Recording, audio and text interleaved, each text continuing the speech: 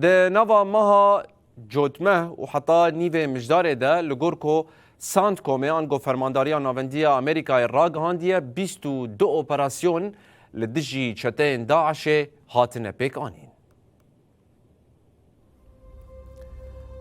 لگور فرمانداریا ناوندیا امریکای هیزن وان و هفکارن وان ان لسوریا آنگو قصده دماها بوریده 22 اپراسیون لدجی چتین داعش پیک آنینه.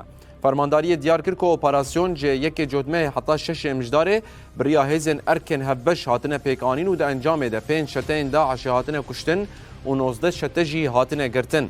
قصده لهرم باکور و رجلات سوریه ده جدمه ده 6 اپراسیون اولکاری لدجی شتین داعش پیکانینه ده انجام ده 79 شته هاتنه گرتن جوان ده 2 سرچتنه. اروها گلک چک و جبل خانه و تقمنی جی هاتنه دست سرکرن.